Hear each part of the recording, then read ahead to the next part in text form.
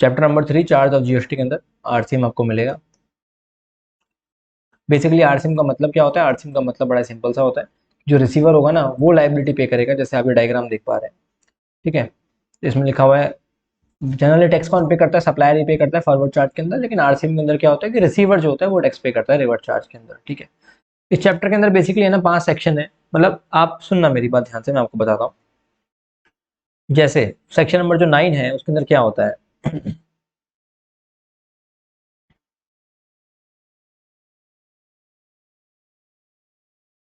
Section number 9, 9(1),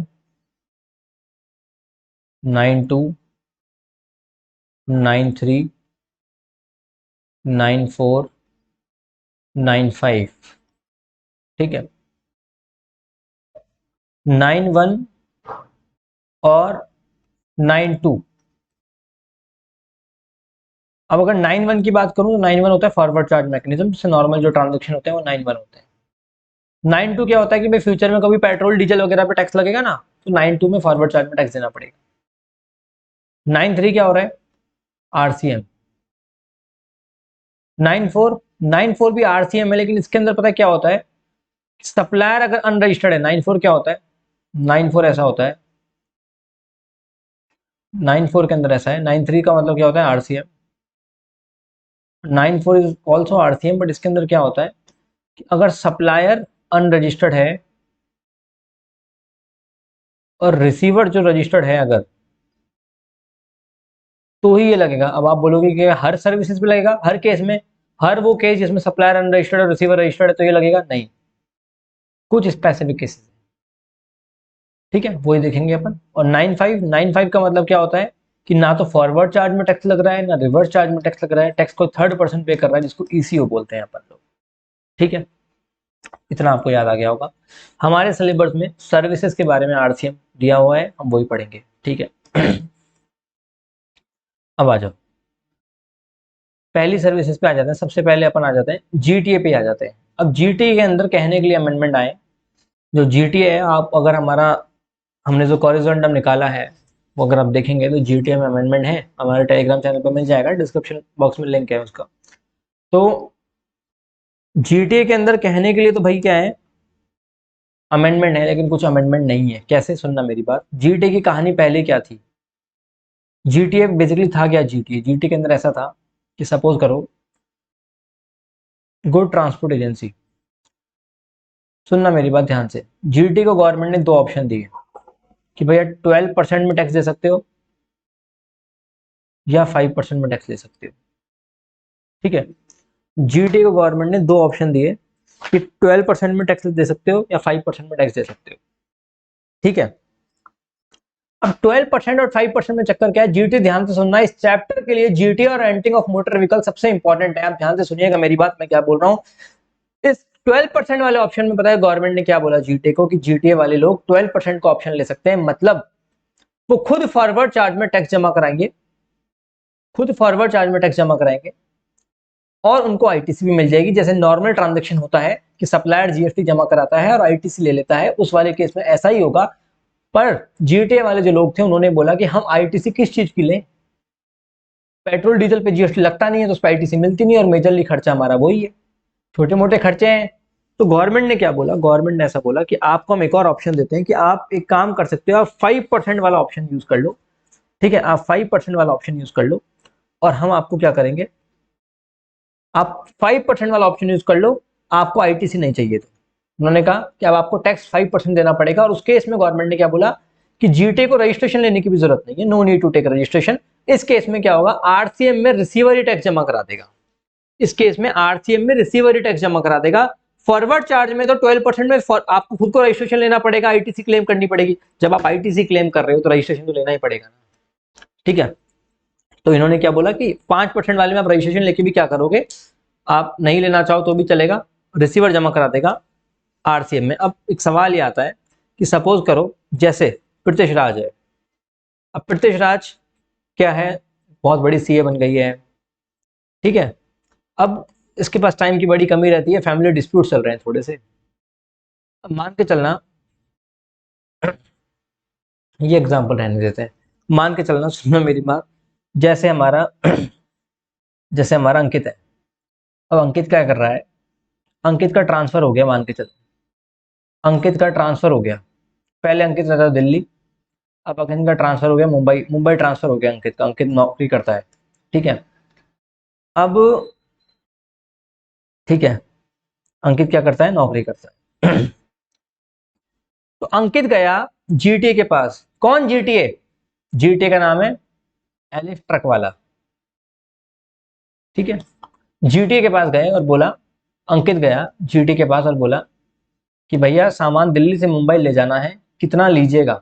Alice ने बोला 1 लाख रुपए लगेंगे और 12% जीएसटी लगेगा, 1,12,000 हम आपसे लेंगे। मान के चलते हैं एलिस ने 12% वाला ऑप्शन चूज कर रखा है। ठीक है, ठीक है, अब हुआ क्या, एलिश अब जो अंकित है ना, अब वो 5% वाले के पास गया। 5% कौन? ठीक है, आशीष जीटीए। कौन सा जीटीए? दूसरा, आशीष जीटीए। इसके पास गया, आशीष के पास गया तो आशीष ने बोला, एलिश ने बोला भाई कितना लेगा? आशीष ने बोला 1 लाख लूंगा और 5% जीएसटी लगा दूंगा, लेकिन जीएसटी आप ही को जमा कराना पड़ेगा आरसीएम में। अंकित बोला भाई हम तो रजिस्टर्ड ही नहीं है। बोले यही कंडीशन है। अब अंकित का मन तो कर रहा है कि भाई 1,05,000 बढ़िया है, लेकिन अब प्रैक्टिकली फिजिबल नहीं है। अब समझना मेरी बात, तो गवर्नमेंट ने पता है क्या रखा, गवर्नमेंट ने ऐसे बोला कि अगर जीटीए किसी भी अनरजिस्टर्ड पर्सन को सर्विस दे रहा है तो वो एग्जेम्प्ट ही है। द लॉजिक इज दिस कि ये चीज बिना एग्जेम्प्ट करे काम चलता नहीं फिर। ठीक है, तो इन्होंने क्या बोला कि जीटीए अगर अनरजिस्टर्ड पर्सन को दे रहा है तो एग्जेम्प्ट है, चाहे जीटीए रजिस्टर्ड हो, चाहे जीटीए 5% वाला हो, चाहे जीटीए 12% वाला हो, कोई सा भी जीटीए हो। वरना आप खुद ही सोचो ना। ठीक है, इसका मतलब पता है आशीष जीटीए क्या बोलेगा गवर्नमेंट को कि साहब आपको मजे ही लेने थे तो वैसे ही ले लेते। ठीक है, ये क्या तरीका है? बोले कि ऐसे तो कोई कस्टमर हमारे पास आएगा ही नहीं, क्योंकि आरसीएम में टैक्स कस्टमर थोड़ी देगा, फिर हमको ये ऑफर ही क्यों दिया तुमने, 5% वाला मत ही देते। ठीक है, तो गवर्नमेंट ने क्या बोला कि जीटी अगर किसी भी अनरजिस्टर्ड पर्सन को सर्विस देगा तो एग्जेम्प्ट है।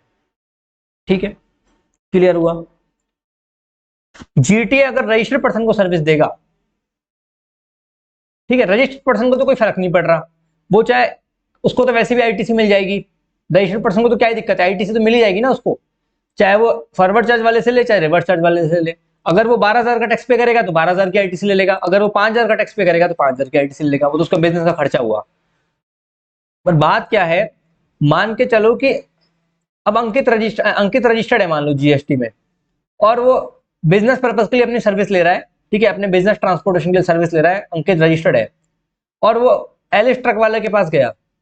ठीक है, एलिस ट्रक वाला। ठीक है, तो इधर क्या होगा, तो अंकित क्या करेगा, 1,12,000 पे कर आएगा और 12,000 का जीएसटी ले लेगा, क्रेडिट ले लेगा 12,000 की बिजनेस का खर्चा मान के। और जो एलिश है उसको जो 12,000 का जीएसटी मिला है ना, उसमें से उसके पास जितनी भी आईटीसी वो सेट ऑफ कर सकता है वो चाहे तो। पर अगर अंकित गया आशीष जीटीए के पास, तो अंकित 1,05,000 रुपए दे के आएगा और 5,000 रुपए की क्रेडिट अंकित भी ले लेगा। भाई लेगा ही ना, उसके तो बिजनेस का खर्चा है ना, रिसीवर है वो तो। पर आशीष जीटीए जो है ना, इस 5,000 से अपनी कोई भी क्रेडिट सेट ऑफ नहीं कर सकता, क्योंकि को कोई क्रेडिट नहीं मिल सकती 5% वाले ऑप्शन में। इतना क्लियर है नहीं? क्लियर है नहीं? डन। तो ये जीटीए है आपके सामने, जीटीए का चार्ट देख लो आप कि जीटीए अगर 12% वाला है, 5% वाला है, तो जीटीए में कहानी क्या है, जीटीए में कहानी ऐसी है, 12% मतलब ऑलवेज फॉरवर्ड चार्ज, 5% मतलब ऑलवेज रिवर्स चार्ज। 12% वाला जीटीए और अनरजिस्टर्ड पर्सन को सर्विस दे रहा है तो एग्जेम्प्ट है। अनरजिस्टर्ड पर्सन भी दो तरह के होते हैं, कुछ नोटिफाइड लोग होते हैं, अनरजिस्टर्ड, अनरजिस्टर्ड भी कुछ नोटिफाइड लोग होते हैं, जैसे कोई फैक्ट्री जो फैक्ट्री एक्ट में रजिस्टर्ड हो, कोई पार्टनरशिप फर्म, कोई कैजुअल टैक्सेबल पर्सन। बेसिकली आप देखोगे ना, सिर्फ कहने के लिए है कि ये लोग अनरजिस्टर्ड है। कोई फैक्ट्री, जनरली फैक्ट्री जीएसटी में रजिस्टर्ड होती है, कोई कैजुअल टैक्सेबल पर्सन है उसको तो वैसे भी मैंडेटरी रजिस्ट्रेशन लेना पड़ता है।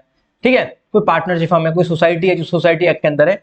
तो कुछ ऐसे नोटिफाइड लोग हैं जो कि अगर अनरजिस्टर्ड हुए, गलती से अगर ये अनरजिस्टर्ड हुए, नोटिफाइड लोग कौन कौन है, factory, cooperative society, body cooperative, CTP, registered society, अगर ये लोग अनरजिस्टर्ड हैं तो गवर्नमेंट ने क्या बोला, इनके केस में तो टैक्स लगेगा। तो सुनना मेरी बात, अगर अनरजिस्टर्ड है इन लोगों के अलावा कोई भी इंसान तो एग्जम्प्ट है। अगर जीटीए सर्विस दे रहा है किसी भी अनरजिस्टर्ड आदमी को इन लोगों के अलावा तो एग्जम्प्ट है, तो एग्जम्प्ट कर दिया। जीटीए अगर सर्विस दे रहा है किसी भी अनरजिस्टर्ड आदमी को जो कि नोटिफाइड है तो फॉरवर्ड चार्ज लगेगा, क्योंकि 12% है तो फॉरवर्ड चार्ज ही लगेगा ना, ठीक है। और थर्ड पॉइंट क्या है कि जीटीए अगर रजिस्टर्ड पर्सन को सर्विस दे रहा है तो फॉरवर्ड चार्ज लगेगा, 12% तो फॉरवर्ड चार्ज लगेगा। बट देखो इस चार्ट को, चलिए आगे बढ़ते हैं। हो गया,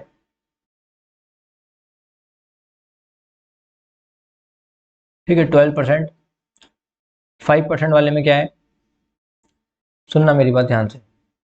अगर रेसिपिएंट रजिस्टर्ड है 5% मतलब आरसीएम, 12% मतलब फॉरवर्ड चार्ज। जीटी के केस में बता रहा हूँ, मोटर व्हीकल के केस में अलग कहानी है। अगर रेसिपिएंट है 5% वाला तो आरसीएम लग जाएगा। अनरजिस्टर्ड पर्सन है नोटिफाइड अदर देन नोटिफाइड तब तो वैसे भी एग्जाम्प्ट है।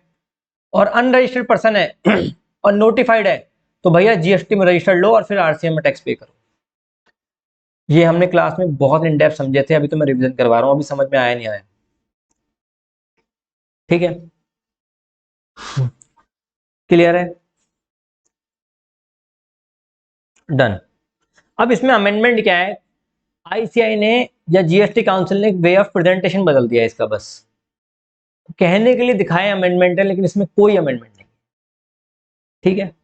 कोई अमेंडमेंट नहीं है, आप ये मान लो इसमें, ठीक है। आगे बढ़े, आगे बढ़ते हैं। अब अपन आते हैं, ये तो अपन ने कर लिया तुम्हारा जीटीए। अब मोटर व्हीकल पे आते हैं डायरेक्ट। सबसे पहले रेंटिंग ऑफ मोटर व्हीकल, ये इंपॉर्टेंट एग्जाम के पॉइंट ऑफ व्यू से। साले सबसे पहले सारी इंपॉर्टेंट करेंगे, ध्यान से सुनना। आंसर में कोई इफेक्ट नहीं है, कुछ नहीं करना।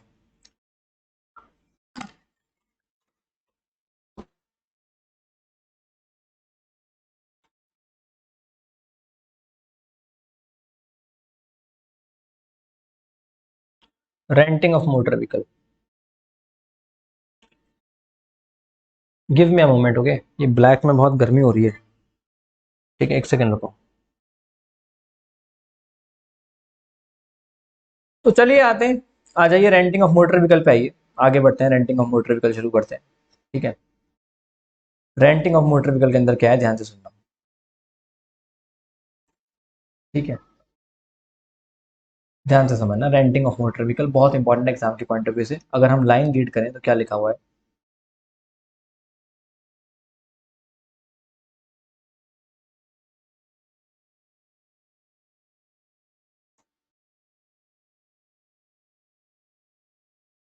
services provided by way of renting of any motor vehicle designed to carry passenger where cost of fuel is included in the consideration charge। तो देखो भैया बात क्या थी, रेंटिंग ऑफ मोटर व्हीकल की बात थी, ठीक है। रेंटिंग ऑफ मोटर व्हीकल की बात थी।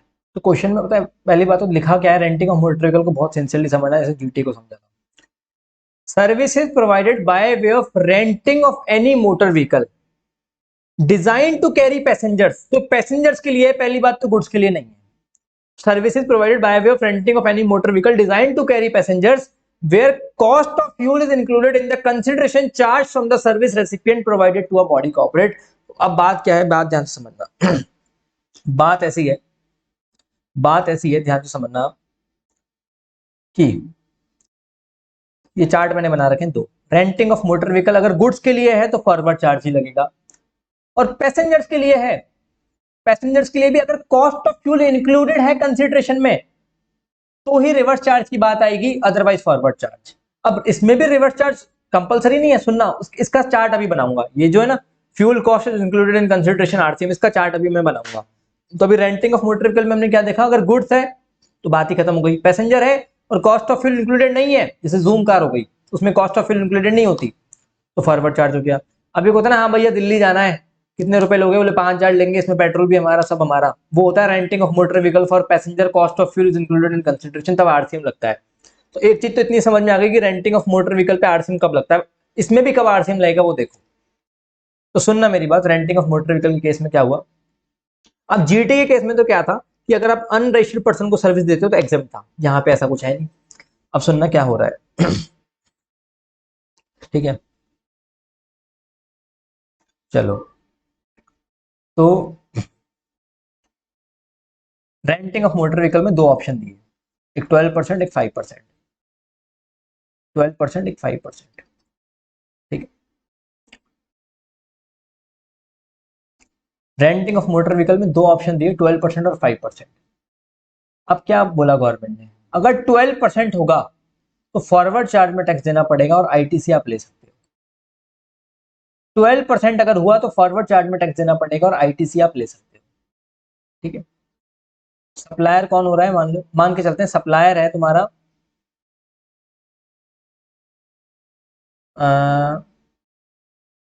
बॉडी कॉर्पोरेट, रिसीवर कौन है, बॉडी कॉर्पोरेट। तुम मुझे बताओ फॉरवर्ड चार्ज लगेगा, हाँ बिल्कुल लगेगा।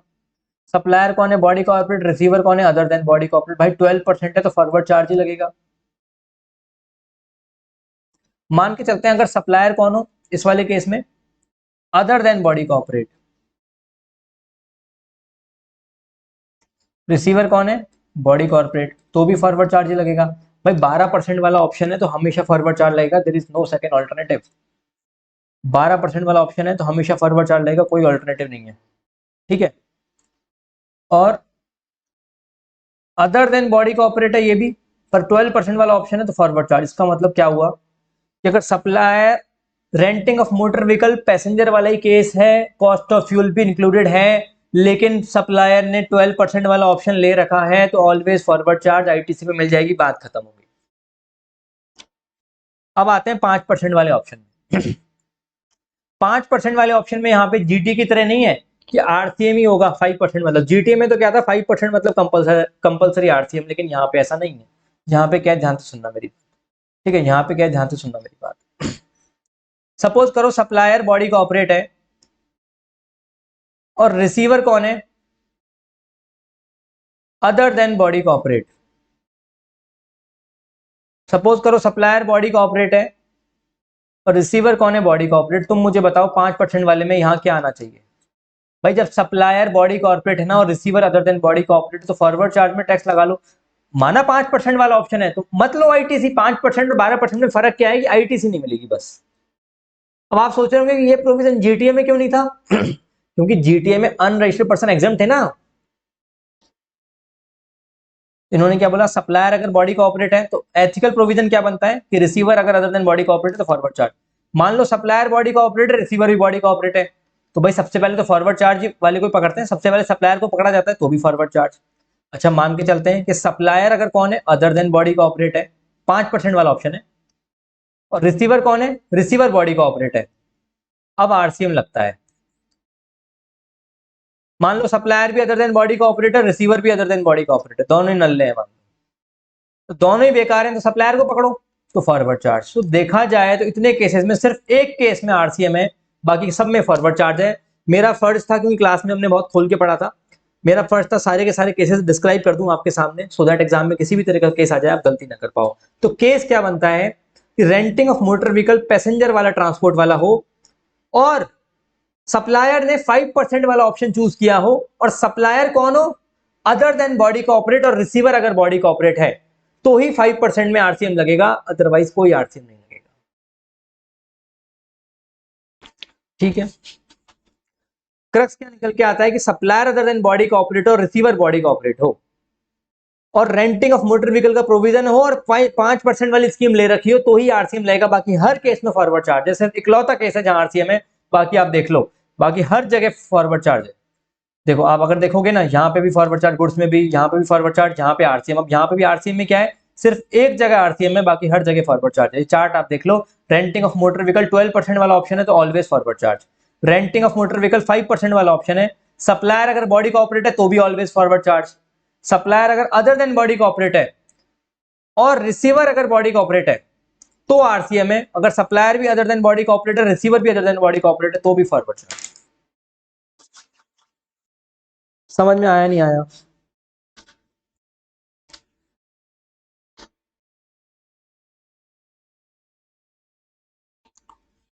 क्लियर है नहीं?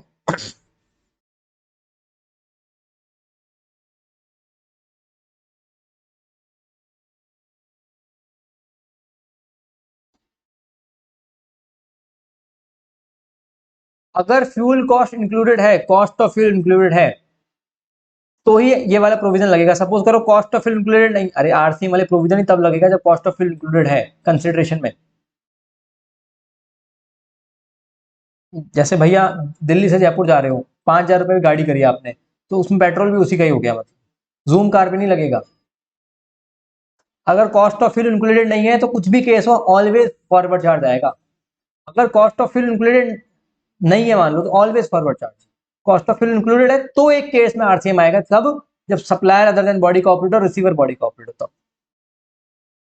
Renting of motor vehicle exam के पॉइंट ऑफ व्यू से बहुत इंपॉर्टेंट था। इसके अंदर एक सर्कुलर भी है कि सर्कुलर ऐसे छपरी सर्कुलर आए। मैं एक अमेंडमेंट का वीडियो डालूंगा जिसके अंदर सारे के सारे सर्कुलर और अमेंडमेंट कवर हो जाएंगे, हार्डली 2 घंटे का होगा, उसमें बता दूंगा। वैसे भी बताता हूँ आपको, रिविजन कर रहे हैं। आरसीएम और रेंटिंग ऑफ मोटर व्हीकल, इसके अंदर क्या है कि आपको ये कैसे समझ में आएगा कि डिफरेंस क्या है पैसेंजर ट्रांसपोर्ट व्हीकल में और रेंटिंग ऑफ मोटर व्हीकल में, कैसे पता चलेगा कि भाई रेंटिंग ऑफ मोटर व्हीकल है या पैसेंजर ट्रांसपोर्ट है। तो पता नहीं क्या अंधे ही है क्या, समझना मेरी बात। तुम्हें दिख नहीं रहा कि तुम किसी बस में बैठे हो तो तुम पैसेंजर हो, और तुमने पूरी बस ही हायर कर ली तो तुम रेंटिंग ऑफ मोटर व्हीकल कर रहे हो। तुम बस में बैठे हो टिकट लेके, बस को तुम्हारे पिताजी की थोड़ी हो गई, तुम बस में उत्पात मचाओगे। पर खुद की बस तुमने हायर कर ली, तुम किसी शादी में जा रहे हो, कुछ भी कर रहे हो, तो तुम शैतानी करते भी जाओ, कोई नहीं रोकेगा तुम्हें, ठीक है। तो the circular highlight the difference between passenger transport and renting of motor vehicle.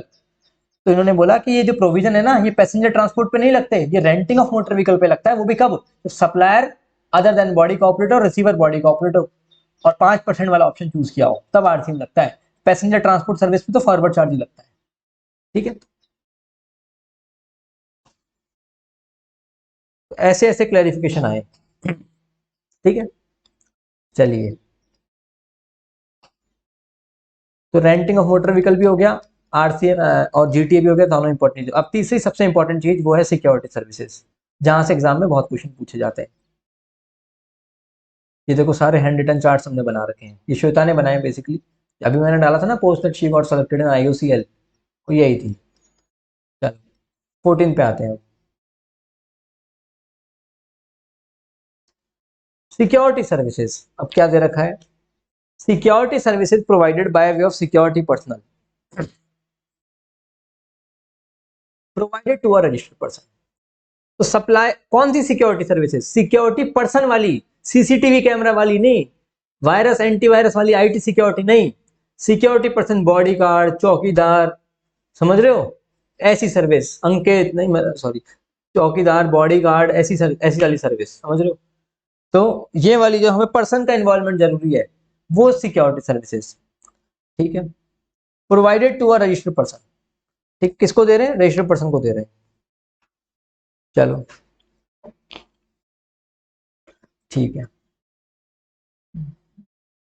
चलो अब इसके केस में क्या है, सप्लायर कौन है, सप्लायर कौन है, तो देखो कौन सी सिक्योरिटी सर्विस हो गई, अगर supplier other than body corporate है, ठीक है, फिजिकल सिक्योरिटी, और supplier other than body corporate है, और सप्लायर अगर बॉडी कॉर्पोरेट है, समझना, सप्लायर अगर अदर देन बॉडी कॉर्पोरेट है, मतलब शेरा है सलमान खान का, उसकी कोई कंपनी नहीं है, वो इंडिविजुअल है, अदर देन बॉडी कॉर्पोरेट हो गया, ठीक है। और रिसीवर कौन हो गया, रिसीवर रजिस्टर्ड है मान लो जीएसटी में, तो आरसीएम लगेगा। Supplier other than body corporate, receiver GST में रजिस्टर्ड है तो आरसीएम लगेगा। Supplier other than body corporate है और रिसीवर क्या है, अनरजिस्टर्ड है, तो फॉरवर्ड चार्ज। बड़ा लॉजिकल प्रोविजन है भाई। देखो सप्लायर भी नल्ला, रिसीवर भी नल्ला, तो फॉरवर्ड चार्ज लगा देंगे। सप्लायर जो नल्ला है लेकिन रिसीवर केपेबल है, तो आरसीएम लगा देंगे, ठीक है, तो आरसीएम लगा देंगे। आगे बढ़ते हैं। सप्लायर अगर बॉडी कॉर्पोरेट है तो रिसीवर चाहे कोई भी हो ऑलवेज फॉरवर्ड चार्ज। जब सप्लायर खुद ही बॉडी कॉर्पोरेट है तो वही दे सकता है, ठीक है, क्लियर है नहीं। रजिस्टर्ड फॉर टीडीएस का मतलब ये होता है कि आप सिर्फ टीडीएस काटने के लिए रजिस्टर्ड हो मान लो, तो आप टैक्स थोड़ी पे कर सकते हो, आप तो टीडीएस काटने के लिए रजिस्टर्ड हो या कंपोजिशन स्कीम में रजिस्टर्ड हो। कंपोजिशन स्कीम वाला कोई जीएसटी थोड़ी जमा करा रहा है कोई, फिर उन लोगों के लिए भी आरसीएम लगा दिया, ठीक है, नॉर्मल जीएसटी में नहीं हो आप, ठीक है। एलिस ने नया इन्वेंशन किया है, नल्ला प्लस नल्ला is equal to forward charge mechanism. YouTube वाले सोच रहे हैं किस तरह की भाषा का प्रयोग किया जा रहा है। ये हमारी क्लास के कुछ बच्चे हैं जी, तो ये फास्ट ट्रैक वाले हो चाहे फुल कोर्स हो, दोनों मिला के अप्रोक्सीमेटली 1300-1400 बच्चे हैं, ये ऐसे ही हो चुके हैं शैतान, तो ये ऐसे समझता है इनको, मतलब अब ठीक है। चलिए आगे बढ़ते हैं, आगे बढ़ते हैं जी। अच्छा एक बात बताओ, मैं तुमसे एक सवाल पूछता हूँ, तुमसे एक सवाल पूछता हूँ। एक कंपनी है जो कि जीएसटी में अनरजिस्टर्ड है, और उसने किसी दूसरी कंपनी को, एकेजी लिमिटेड को, बड़ी company AKG limited, AKG private limited बड़ी कंपनी है, जो कि जीएसटी में रजिस्टर्ड है, एकेजी की कंपनी जीएसटी में रजिस्टर्ड थी, ठीक है, उसको सिक्योरिटी सर्विसेज दी, तो टैक्स फॉरवर्ड चार्ज में लगेगा, रिवर्स चार्ज में लगेगा?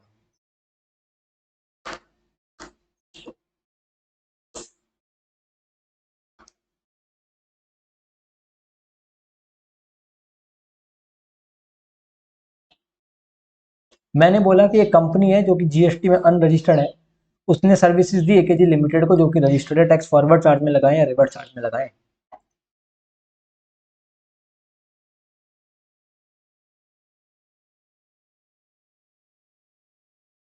आंसर इज फॉरवर्ड चार्ज में लगाएंगे, बिकॉज कंपनी है तो बॉडी कॉपरेट तो हो ही गई ना। लॉ में क्या लिखा हुआ है? लॉ में ऐसा लिखा हुआ है, अगर सप्लायर बॉडी कॉपरेट है तो रिसीवर कोई भी हो, doesn't matter, always forward charge. और सप्लायर अगर अदर देन बॉडी कॉपरेट हो और रिसीवर अगर रजिस्टर्ड हो तो आरसीएम लगता है।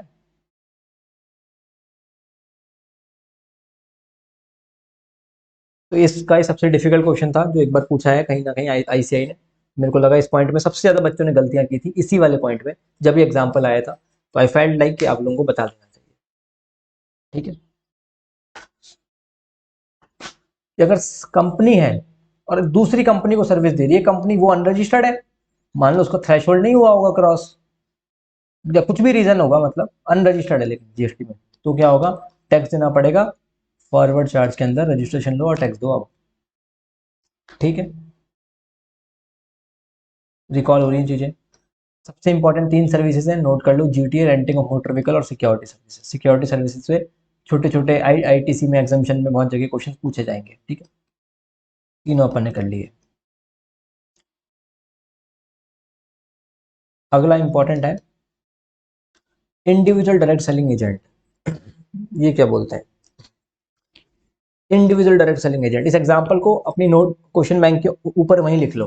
ठीक है, और जितने भी लोग रिवीजन वीडियोस वगैरह देख रहे हैं, तो क्वेश्चन बैंक और समरी बुक का एक कॉरिजोंडम है, 20 22 24 पन्नों का है, तो दोनों को देख लेना एक बार। ठीक है, क्योंकि आईसीए ने भी लेटेस्ट से निकाला था। इंडिविजुअल डायरेक्ट सेलिंग एजेंट ये कौन होते हैं? जैसे आपने वो लोग देखे हैं जो बैंकों के बैंक नहीं, मॉल्स के बाहर छतरी लेके खड़े हो जाते हैं, देखे हैं एलिश? देखे ही होंगे, है ना? तो ऐसे लोग क्या करते हैं, वो क्रेडिट कार्ड ले लो, पेट्रोल पंप पे भी खड़े हो जाते हैं। तो उस केस में क्या हो रहा है, सप्लायर कौन है? इंडिविजुअल डायरेक्ट सेलिंग एजेंट है, इंडिविजुअल, है ना? ऐसे वो नहीं है कोई बॉडी कॉर्पोरेट पार्टनरशिप, हम एलएलपी कुछ नहीं है, बॉडी सिर्फ और सिर्फ इंडिविजुअल। इसमें वर्ड ध्यान देना, इंडिविजुअल होना चाहिए, आप ऐसे मत कंफ्यूज होना कि यार पार्टनरशिप फर्म के लिए था या नहीं था। अगर इंडिविजुअल होगा सप्लायर, और रिसीवर कौन है? वही बैंकिंग कंपनी, एनबीएफसी है, कुछ भी। ठीक है, तो उस केस में क्या होगा, उस केस में क्या होगा, आरसीएम लगेगा, क्योंकि प्रैक्टिकली पॉसिबल नहीं है ना फॉरवर्ड चार्ज लगाना। ठीक है, क्लियर है नहीं है? समझ में आ गया आपको? चलो ये भी क्लियर हो गया। अब आते हैं बिजनेस फैसिलिटेटर और बिजनेस करस्पॉन्डेंट वाले पॉइंट पे। बिजनेस करस्पॉन्डेंट और बिजनेस फैसिलिटेटर, मानसी समझ में आ रहा है? बिजनेस करस्पॉन्डेंट और बिजनेस फैसिलिटेटर वाला पॉइंट।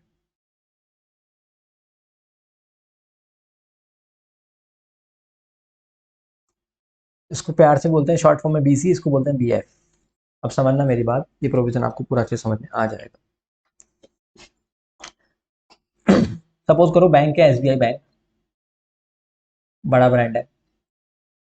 अब क्या कर रहा है, जो बैंक वाले लोग हैं ना, बैंक वाले जो लोग हैं ना, तो ध्यान से समझना मेरी बात। जो बैंक वाले लोग हैं, अब उनके पास एम्प्लॉयज़ की कमी होती है, आपको भी मालूम है, और स्पेशली दिक्कतें हैं, मतलब छोटे छोटे काम जो होते हैं ना बैंक के। तो इन लोगों ने क्या कर रखा है, कॉन्ट्रेक्चुअल बेसिस पे या कैसे भी क्या करते हैं ये लोग, है ना, क्या करते हैं ये लोग, बंदे हायर कर लेते हैं। जैसे सपोज करो किसी से चेक साइन करवाना है, स्पेशली गांव में बहुत ज़रूरत पड़ती है इनकी, कि भाई किसी से ये कुछ करवा ला, अनएजुकेटेड लोग होते हैं ना, थोड़ा सा ये सब करना, छोटे मोटे आइट साइड के काम जो बाइक लेके कर लो, तो कुछ उसको बोलते हैं बीएफ। बीएफ क्या करता है, अब याद रखो, बीएफ क्या करता है, छोटे छोटे काम, बाइक से ये ले आया वो कर आया, है ना, ये सब बीएफ का काम क्या है, छोटा आदमी है बीएफ बेचारा, है ना। तो इन्होंने क्या किया, बिजनेस फैसिलिटेटर हायर किया। तो बीएफ सर्विस दे रहा है बैंक को, तो आप मुझे बताओ फॉरवर्ड चार्ज लगना चाहिए, रिवर्स चार्ज, ठीक है, फॉरवर्ड चार्ज लगना चाहिए, रिवर्स चार्ज, क्लियर है या नहीं है।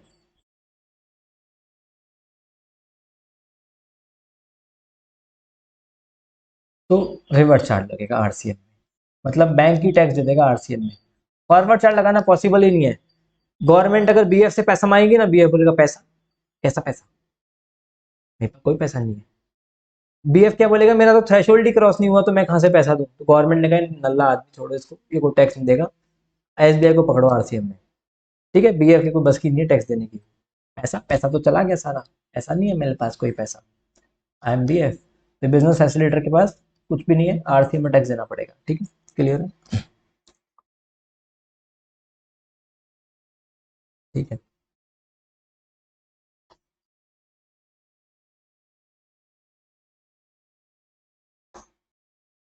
आगे देखते हैं बिजनेस करस्पॉन्डेंट। अब ये क्या होता है, सपोज करो बीएफ तो चलो छोटा आदमी हो गया, बीसी थोड़ा सा बड़ा होगा। इस केस में क्या होता है कि एसबीआई बोल रही है जैसे कोई गांव है, यहाँ पे मतलब एम्प्लॉय जाना नहीं चाहते, या कोई पर्टिकुलर ऐसा ऑड एरिया है, जनरली ऐसा होता है। तो वहां पे क्या करते हैं कि एसबीआई बोलते हैं कि भाई आप ही लोग हमारी ब्रांचेस चला लो, हम आपको अपना नाम दे देते हैं, हम आपको अपना नाम दे देते हैं, आप हमारा काम करो, मतलब हमारे नाम से काम करो, आप एसबीआई के रिप्रेजेंटेटिव बन जाओ, मतलब ठीक है। तो एसबीआई उसको पैसा दे रहा है, वो पूरी ब्रांच चला रहा है मान के चलो। तो गवर्नमेंट बोले यार ब्रांच चला रहा है कोई छोटा मोटा आदमी थोड़ी है, मतलब बड़ा आदमी है भाई, पूरा 4 5 7 लाख 5 7 लोगों का स्टाफ भी बैठा रखा होगा, ये सब कर रहा है, तो मतलब बड़ा आदमी है। ठीक है, तो उसको बोलते हैं बिजनेस करस्पॉन्डेंट। तो एसबीआई क्या कर रहा है, बिजनेस करस्पॉन्डेंट की सर्विस ले रहा है। ठीक है, एसबीआई कौन हो गया, रिसीवर हो गया, ये सप्लायर हो गया, बिजनेस करस्पॉन्डेंट बीसी। तो टैक्स क्या लाएगा, फॉरवर्ड चार्ज में बीसी दे देगा। ठीक है, काइंड ऑफ मिनी ब्रांच। ठीक है,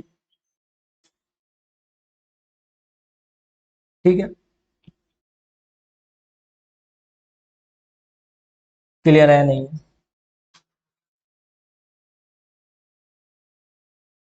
आगे बढ़ते हैं। अमीर वीएफ ये होगा मारवाड़ी वीएफ। मारवाड़ी वीएफ कैसे होते हैं कि पैसा, ऐसा पैसा, कोई पैसा नहीं है, और इनकी प्रॉपर्टी देखो तुम, इनकी शादियां देखो तुम, पैसा ही पैसा। ठीक है, रिसीवर कौन है, एसबीआई बैंक। जो पैसा देता है वो रिसीवर होता है ना भाई, जो पैसा देता है वो रिसीवर है। आपने मेरे को पैसा दिया क्लास देने के लिए, तो आप रिसीवर हो, मैं सप्लायर। जो पैसा लेता है वो सप्लायर है। ठीक है, चलो अब सवाल ये आता है कि अगर बीएफ या बीसी की कोई ब्रांच रूरल एरिया में हो, गांव में हो, तो हमने एग्जामिशन चैप्टर में देखा था वो एग्जाम्प्ट होता है। ठीक है, क्लियर है नहीं है, क्लियर है नहीं है, समझ में आया। तो अगर बिजनेस फैसिलिटेटर या बिजनेस कॉरेस्पॉन्डेंट गांव में है, रूरल एरिया में है, तो एग्जाम्प्ट हो जाता है। ये ध्यान रखना, गवर्नमेंट प्रमोट करना चाहती है, गवर्नमेंट क्या करना चाहती है, प्रमोट करना चाहती है। ठीक है, आगे बढ़ते हैं। अच्छा, एक और एग्जांपल लास्ट, कि मान के चलो ये एसबीआई बैंक है, इसने बिजनेस करस्पॉन्डेंट को हायर करा, बिजनेस करस्पॉन्डेंट ने बिजनेस फैसिलिटेटर को हायर करा। एसबीआई जो भी पैसा देगा ना बिजनेस करस्पॉन्डेंट को, उस पर बिजनेस करस्पॉन्डेंट फॉरवर्ड चार्ज में टैक्स देगा। ठीक है, और बिजनेस करस्पॉन्डेंट जो भी पैसा देगा बिजनेस फैसिलिटेटर को, उस पर आरसीएम में टैक्स भी बिजनेस करस्पॉन्डेंट ही देगा। समझ रहे हो ना, अब तो क्लास में बहुत इन डेप्थ समझाया तुम्हें। ठीक है, खत्म हो गया बिजनेस फैसिलिटेटर बिजनेस करस्पॉन्डेंट।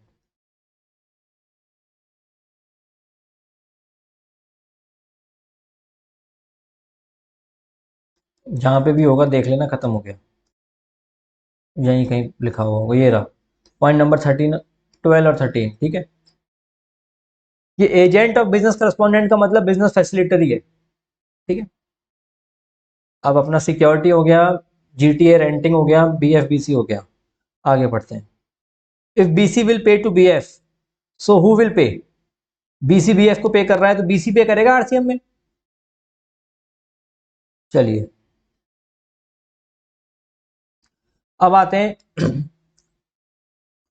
ये कॉपीराइट वाले बात पे। कॉपीराइट वाला क्या इशू था? तो लॉ मेकर क्या बोला, जीएसटी काउंसिल ऐसा बोला कि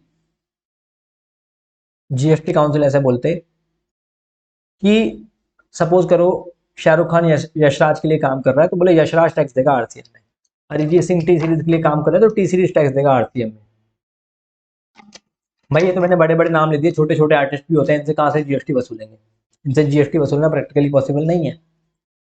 ठीक है, तो क्या हुआ, बोले आरसीएम में टैक्स लेंगे। फिर कोई म्यूजिक कंपोजर है तो वो म्यूजिक कंपनी टैक्स देगी, मतलब आरसीएम में। ठीक है, समझ रहे हो नहीं समझ रहे? आई यू गाइस गेटिंग इट? अब जैसे मैंने एक, मान के चलो, एकेजी थिएटर शुरू कर दिया। ठीक है, एकेजी थिएटर शुरू कर दिया। अब उसमें कौन कौन सर्विस दे रहा है? मान लो आर्टिस्ट है उसमें, जैसे एलिश हो गया, ये नाच रहा है, मैं नचा रहा हूँ, मतलब आर्टिस्ट है ना, आर्टिस्ट है। ठीक है, और आयुष हो गया हमारा, डांस कर रहे हैं, ये सब कुछ कर रहे हैं, मैं इनको पैसा दे रहा हूँ तो आरसीएम में मैं ही टैक्स दूंगा, ये लोग नहीं देंगे। ठीक है, एलिश इज लाइक माई, मेरे देखो फास्ट ट्रैक में हमारा बंदा है रोहन, फुल कोर्स में एलिश। चलो, ये कभी बुरा नहीं मानते, इनके साथ आप इनको कुछ भी बोल सकते हो, आप इनको आप भाई बना सकते हो, एकदम एकदम एकदम प्योर लोग हैं, एकदम प्योर एजेंट रूल 33 वाले हैं ये। चलो इधर देखो, तो अब इसके अंदर क्या है, ध्यान से सुनना मेरी बात, आप सुनना मेरी बात ध्यान से। तो ये बात, music composer, music company, photographer है, जैसे कोई, कौन, अब जैसे मान के चलो ये अपना, ये सुशांत है, ये बोल रहा है अब्बा नहीं मानेंगे, तो ये फोटोग्राफी कंपनी है, उसने कहा कि बहुत बढ़िया रोल है, मतलब आप आओ, वीडियोग्राफी करनी है, फोटोग्राफी करनी है, आप आओ तो सही एक बार। तो इसको बताया क्या काम करना है, इसको काम देख के खुश तो बहुत हुआ ये, है ना, पर ये बोला अब्बा नहीं मानेंगे, तो वो वाला फोटोग्राफर है। तो इस केस में एंड में अब्बा मान गए और इसने फोटोग्राफर का काम किया किसी कंपनी के लिए, तो आरसीएम में कंपनी टैक्स पे करेगी, इसको जो भी पेमेंट मिलेगा उसके बदले। ठीक है, समझ रहे हो मेरी बात? अब बात क्या आती है, ध्यान से सुनना। अब आता है ऑथर वाली बात, जैसे मान के चलना आर डी शर्मा सर है, अरे स्कूल में मैथ्स की किताब पढ़ी होंगी तुम लोगों ने, are D Sharma sir mathematics. अब धनपत राय पब्लिकेशन क्या है, बुक लिखता है, बुक पब्लिश करता है उनकी, धनपत राय। तो बोले ऑथर टैक्स नहीं देगा, आरसीएम में धनपत राय टैक्स देगा। जैसे मान लो मैं कोई बुक लिख रहा हूँ और मेरी बुक कोई पब्लिशर छाप रहा है, तो पब्लिशर टैक्स देगा। ठीक है, ठीक है, समझना मेरी बात ध्यान से। मैंने नहीं पढ़ी आर डी शर्मा, पृथ्वीराज, तो हमसे उम्मीद भी हम कुछ ज़्यादा लगा भी नहीं सकते। तो are D Sharma Dhanpat Rai publication क्या है, आर डी शर्मा सर की बुक छाप रहा है। गवर्नमेंट ने कहा आर डी शर्मा सर को बिल्कुल डिस्टर्ब नहीं करेंगे, क्योंकि हमारा बचपन भी इन्हीं कारण बर्बाद हुआ, हम चाहते हैं आने वाली जनरेशन भी ये फील करे। तो गवर्नमेंट ने बोला कि शर्मा जी आप बिल्कुल किताब लिखिए, ऐसी लिखिए जैसे हमारे टाइम में लिखी थी ना, उससे भी डबल बनाइए, आप कंपटीशन बढ़ता जा रहा है, आप बनाइए, आपको कोई डिस्टर्ब नहीं करेगा, नाम बताओ कोई डिस्टर्ब करे तो। आप सारे नेता मिनिस्टर सब इन्हीं की किताब पढ़ के आगे बढ़े। धनपत राय टैक्स दे रहा है भैया आरसीएम में, आर डी शर्मा सर को कोई तकलीफ नहीं हो रही। लेकिन अब क्या हो रहा है, समझना मेरी बात, अब हो रहा है ऐसा, धनपत राय पता है क्या कह रहा है, कि मेरा काम है किताबें बेचना, और किताबें जीएसटी में एग्जम्प्ट होती हैं। धनपत राय क्या बोल रहा है कि भैया मैं कभी जीएसटी में रजिस्ट्रेशन लेता ही नहीं, ये तो आरडी शर्मा सर के कारण रजिस्ट्रेशन लेना पड़ गया, क्योंकि आरडी शर्मा सर को मैं जो भी रेम्युनरेशन पे करूंगा ना, उस पर भी तुम बोल रहे हो आरसीएम में टैक्स पे करो। तो मेरे को तो सिर्फ रेम्यूनरेशन पे करने के कारण आरसीएम में टैक्स लेना पड़ रहा है, वरना तो मेरा तो बढ़िया धंधा चल रहा है, कोई जीएसटी की जरूरत ही क्या है मेरे को, किताबें तो एग्जम्प्ट होती हैं जीएसटी से। ठीक है, तो धनपत राय ने ये बात रोते रोते गवर्नमेंट को बताई। No offence to any Dhanpat Rai publication, R D Sharma is just an example. ठीक है मतलब मैं लिटरली बहुत बड़ा फैन हूँ इन पब्लिकेशन के भी और इन आर डी शर्मा सर के भी, बिकॉज मैं तो इनकी बहुत देखी है मतलब है ना। तो धनपत राय पब्लिकेशन मान लो गवर्नमेंट के पास गया और बोलता है कि भैया कुछ करो, कुछ करो। तो गवर्नमेंट ने बात समझी कि हाँ भाई जेन्युइन है इशू, तो मतलब तो धनपत राय ने बोला कि आप एक ही काम करो ना कि आर डी शर्मा सर को बोल दो टैक्स दे देंगे आरसीएम में फॉरवर्ड चार्ज में। आर डी शर्मा सर खुद ही टैक्स दे देंगे फॉरवर्ड चार्ज में, मतलब हमारे को जरूरत ही नहीं होगी ना फिर। तो गवर्नमेंट ने कहा कि देखो Sharma sir, are D Sharma sir बहुत ही रेस्पेक्टेड इंसान है और मतलब सब उनको ऐसे सर की तरह ग्रेटिट्यूड करते हैं, मतलब चाहे देश का बहुत बड़ा मिनिस्टर मंत्री भी बन जाए, कुछ भी बन जाए, है ना। R D Sharma sir, S C Verma, ये सब बड़े बड़े लोग ही रहेंगे, है ना। और हमारे कंट्री में क्या ऐसे लोगों की रिस्पेक्ट बहुत ज़्यादा होती है, जो स्पेशली जिन्होंने बहुत सारा चेंज लाया हो, पढ़ाया हो लोगों को। और समझ रहे मेरी बात।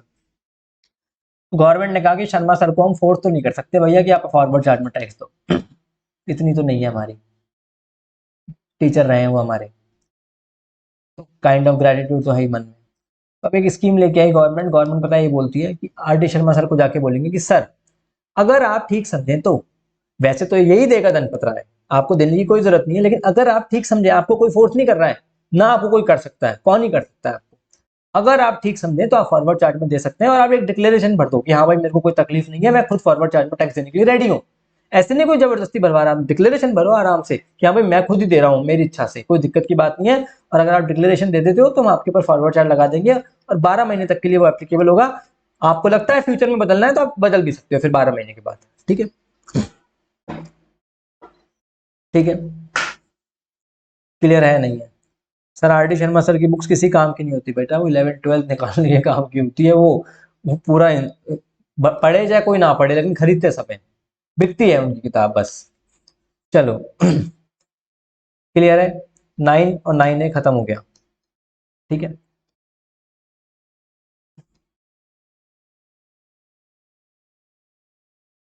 ठीक है। तुम में से 80% लोग नहीं पढ़े उनकी किताब, पर तुमने खरीदी जरूर थी। बिकने से मतलब है बस। अच्छा तुम कुछ करो या मत करो। आगे सुनना मेरी बात ध्यान से। अब आरसीएम में क्या बचा है, मेरे ख्याल से आरसीएम समाप्ति की ओर आ चुका है, आरसीएम में कुछ बचा नहीं है। फिर भी देख लेते हैं कुछ बातें। इंश्योरेंस एजेंट और रिकवरी एजेंट, ठीक है। इंश्योरेंस एजेंट और रिकवरी एजेंट, ठीक है। इंश्योरेंस एजेंट, जैसे इंश्योरेंस के खूब सारे एजेंट होते हैं, एल आई सी ले लो, ले लो, ठीक है। तो इतने सारे एजेंट हैं, तो बेटर ये है ना एल आई सी कंपनी को पकड़ लें, आरसीएम में टैक्स दे देगी। बट भाई बड़ी मछली को पकड़ो ना, छोटे छोटे को क्या खेलना। ठीक है। रिकवरी एजेंट, समझ रहे हो मेरी बात। रिकवरी एजेंट जैसे जो बैंक से रिकवरी वसूली वगैरह करवाते हैं ना, जैसे पैसा नहीं दे रहा, एनपी हो रहा है, तो बंदे अपन जैसे अपनी लड़ाई हो जाती है तो बंदे भेजते हैं ना, भाई जा। बैंक भी बंदे भेजता है, भाई वसूली करवा के आ, वसूली भाई काइंड ऑफ थिंग। तो इस केस में गवर्नमेंट ने बोला आरसीएम में बैंक से कि आप ही टैक्स दे दो, क्योंकि जो इंसान खुद वसूली कर रहा है उससे हम कैसे वसूली करवाएं, तो उसका टैक्स आप ही दे दो आरसीएम में। ठीक है, ठीक है। चलिए आगे बढ़ते हैं। आर डी शर्मा, क्या मैंने तो मांग ली थी लेकिन देखने के बाद वापस कर दी आलोक, क्या है। आर डी शर्मा मतलब सबकी अपनी अपनी मेमोरीज रही होगी मेरे ख्याल से। ज्यादातर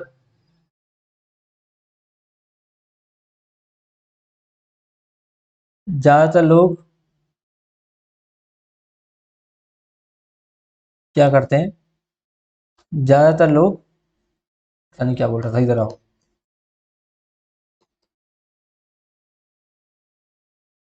इधर आओ।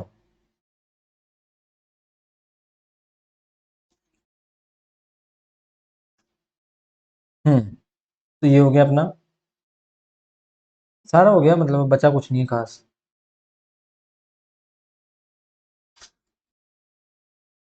सर मैं मसूरी घूमने आई हूँ अभी, लेकिन पहाड़ों में आपकी रिवीजन क्लास देख के अलग ही फील आ रही है। I am blessed you guys are watching my lecture even in your trips also. आगे देखते हैं।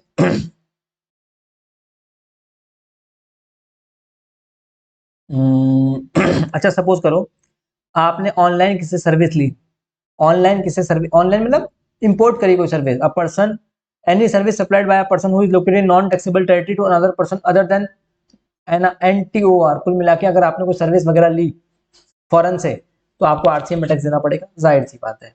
ठीक है। सिक्योरिटी लैंडिंग सर्विस क्या होता है, ध्यान से समझना। ठीक है। सिक्योरिटी लैंडिंग सर्विसेज क्या होता है, इसका मतलब ये होता है कि जैसे सपोज करो आपको पता है कि सिक्योरिटीज पे वैसे तो कोई जीएसटी लगता नहीं है। ठीक है। सिक्योरिटीज पे वैसे तो कोई जीएसटी लगता नहीं है, आपको मालूम है। ठीक है। लेकिन सिक्योरिटी लैंडिंग सर्विसेज के अंदर ऐसा है, जैसे मान के चलो मेरा पोर्टफोलियो है 1 करोड़ रुपए का, मेरा मान लो मेरा पोर्टफोलियो 1 करोड़ रुपए का। अब जो एलिश है ना, वो ऐसे बोलता है कि यार मेरे को आपका सर पोर्टफोलियो बहुत पसंद है, एक काम करो मेरे को 6 महीने के लिए दे दो, मैं एज इट इज जितने आपके शेयर है ना उतने लौटा दूंगा। मैंने कहा ऐसे थोड़ी दे दूंगा फ्री में, तो मैंने इसे पैसे लिए, जो पैसे लिए ना, सिक्योरिटी लैंडिंग सर्विस है, सिक्योरिटीज भाड़े पे दे दी इसको, तो उस पर टैक्स लगेगा आरसीएम में। ठीक है। ठीक है। तो ये मेजर मेजर आरसीएम की सारी एंट्रीज मैंने आपको करवा दी, बस ये सारी काम काम की चीजें थी जो मैंने आपको बताई हैं। अच्छा दूसरा डायरेक्टर सर्विस है। डायरेक्टर सर्विसेज में ऐसा होता है कि अगर आप डायरेक्टर को in the form of salary payment कर रहे हो तो जीएसटी लगता ही नहीं है, शेड्यूल 3 में मालूम है सैलरी पे कोई जीएसटी नहीं लगता। लेकिन अगर आप डायरेक्टर को कोई भी पैसा दे रहे हो 194 जे में प्रोफेशनल फीस, तो आरसीएम में टैक्स लगेगा। अब वो डायरेक्टर चाहे कोई ऐसा भी हो, फुल टाइम डायरेक्टर हो, इंडिपेंडेंट डायरेक्टर हो, पार्ट टाइम डायरेक्टर हो, कैसा भी डायरेक्टर हो। ठीक है। अच्छा अभी गवर्नमेंट सर्विसेज वाले पे आ जाओ, सुनना मेरी बात। वैसे तो मैंने एग्जामिनेशन चैप्टर में बहुत डिटेल में आपको समझाया था एग्जामिनेशन चैप्टर में, लेकिन लास्ट बार समझा देता हूँ कि इसके अंदर क्या है।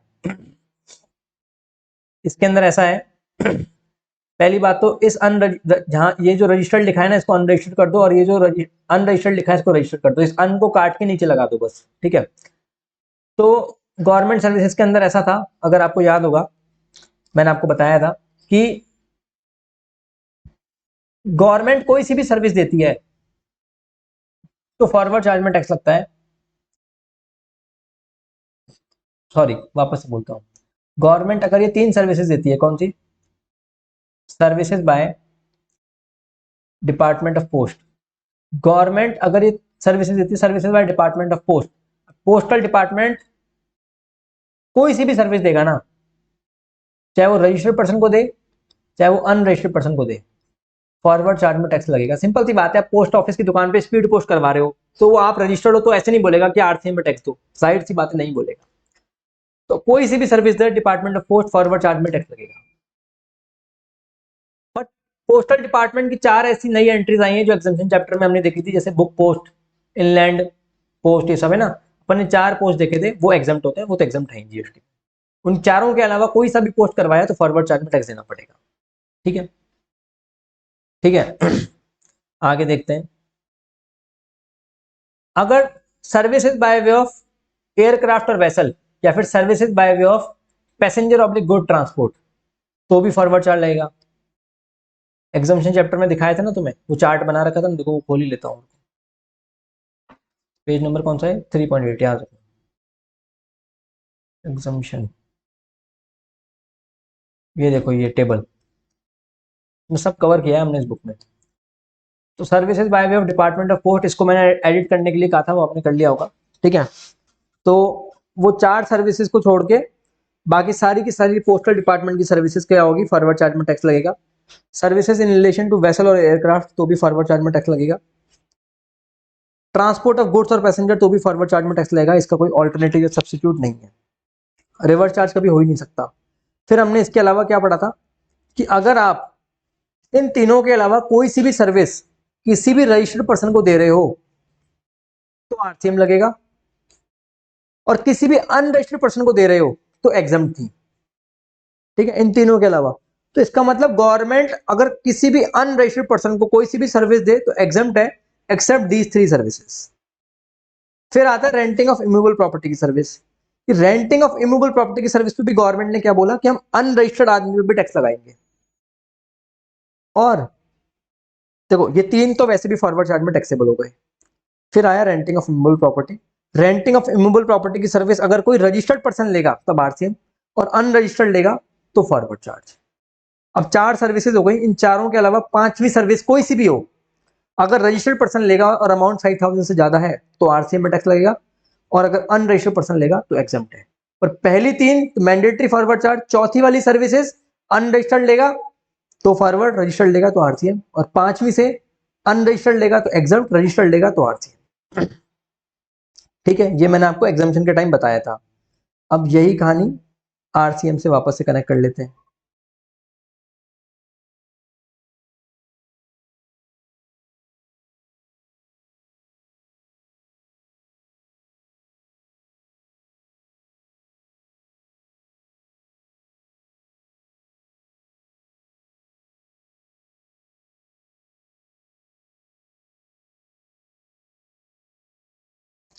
इसमें क्या लिखा हुआ है देखो,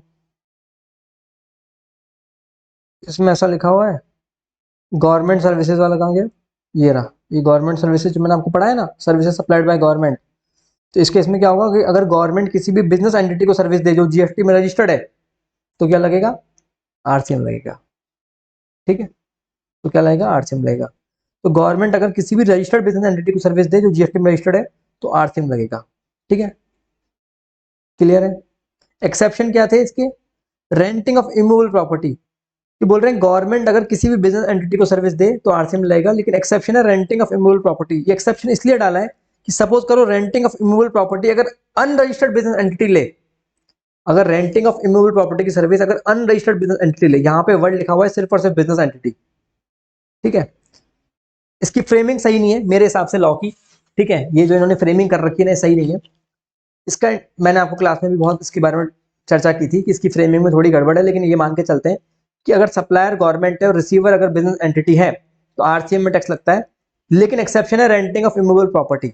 वैसे तो रेंटिंग ऑफ इमूवेबल प्रॉपर्टी की सर्विस भी कोई रजिस्टर्ड आदमी लेता है तो आरसीएम में टैक्स लगता है, लेकिन सपोज करो कोई अनरजिस्टर्ड आदमी renting, unregistered business entity renting of immovable property की सर्विस ले तो फॉरवर्ड चार्ज लगता है, इसलिए इन्होंने एक्सेप्शन में डाला। दूसरा दूसरा इन्होंने क्या डाला, जो हमारा जो कॉरिजोंडम था उसमें हमने इसमें सेकंड पॉइंट पूरा नहीं काटना था, तो इसके अंदर हमने कॉरिजोंडम डाल रखा है कि स्पीड पोस्ट वाला जो है ना, ये वाला डिपार्टमेंट ऑफ पोस्ट, अगर डिपार्टमेंट ऑफ पोस्ट कोई भी सर्विस देता है तो वो भी एक्सेप्शन है, क्योंकि उसके केस में तो फॉरवर्ड चार्ज ही लगता है ना। अगर एयरक्राफ्ट या वेसल से रिलेटेड कोई भी सर्विस दी जा रही है, तो बताया तो था भी कि aircraft, vessel, department of post, passenger और गुड ट्रांसपोर्ट में फॉरवर्ड चार्ज लगेगा। तो अगर वो चाहे सर्विस कोई बिजनेस एंटिटी ले चाहे अनरजिस्टर्ड बिजनेस एंटिटी ले तो हमेशा फॉरवर्ड चार्ज लगेगा। तो अगर गवर्नमेंट किसी बिजनेस एंटिटी को पोस्टल डिपार्टमेंट की सर्विस देती है या पैसेंजर या गुड ट्रांसपोर्ट या एयरक्राफ्ट या वेसल की सर्विस देती है तो भी फॉरवर्ड चार्ज लगेगा, इसलिए एक्सेप्शन में डाला है इनको। ठीक है, अब आते हैं इस पे रेंटिंग ऑफ इमूवेबल प्रॉपर्टी। तो रेंटिंग ऑफ इमूवेबल प्रॉपर्टी में इसी बार अमेंडमेंट आया है मतलब।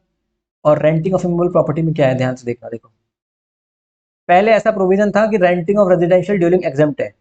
रेंटिंग ऑफ रेजिडेंशियल ड्यूलिंग क्या है, एग्जम्प्ट है। ऑल तो मैंने एग्जाम्पशन चैप्टर में भी पूरा डिटेल में चार्ट समझाया है, बट फिर से बता देता हूँ कि रेंटिंग ऑफ इमूवेबल प्रॉपर्टी वैसे तो क्या है, पहले renting of residential duelling exempt माना जाता था।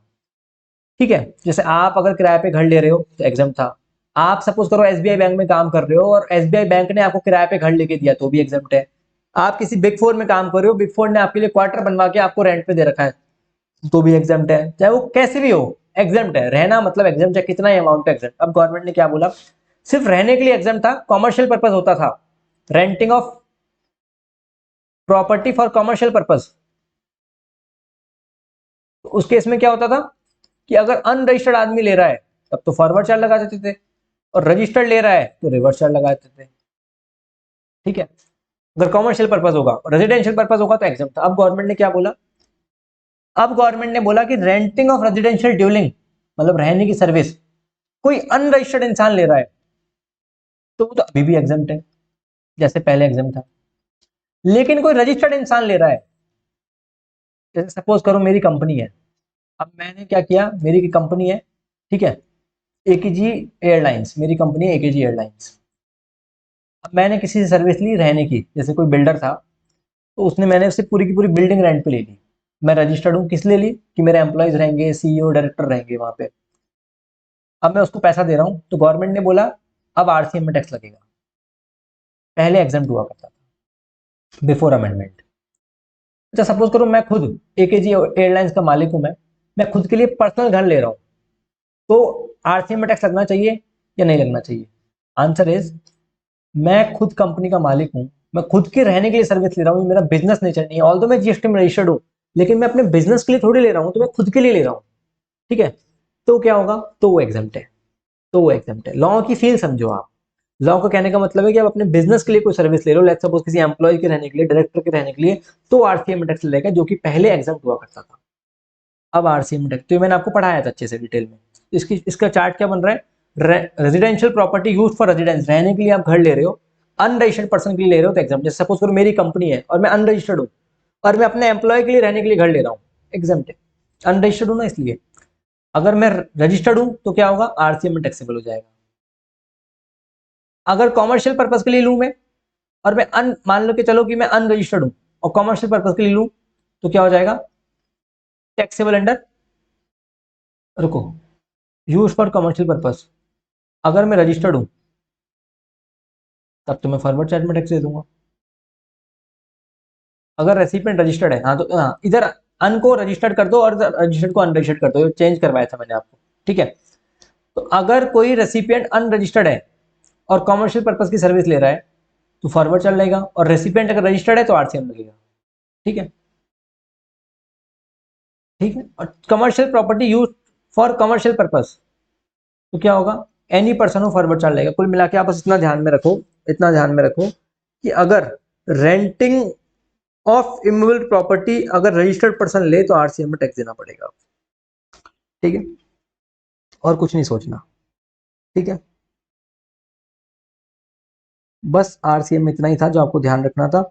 अब आते हैं 9(4) पे। 9(4) क्या बोलता है? 9(4) में कुछ ऐसी सर्विसेज हैं जो आपको ध्यान रखनी है। जैसे ये जनरली सेक्शन आया है बिल्डर्स वगैरह के लिए, कि बिल्डर्स वगैरह क्या करते थे, अपनी ब्लैक मनी को, जो इनके पास ब्लैक मनी हुआ करती थी ना, वो बड़ा यूज कर लेते थे घर वर बनवाने के काम में। तो गवर्नमेंट ने एक प्रोविजन लाया कि भाई ये छोटा छोटा सामान कैश में खरीद लाते थे दुकानदारों से, कुछ पता ही नहीं चलता था, दुकानदार अनरजिस्टर्ड होते थे।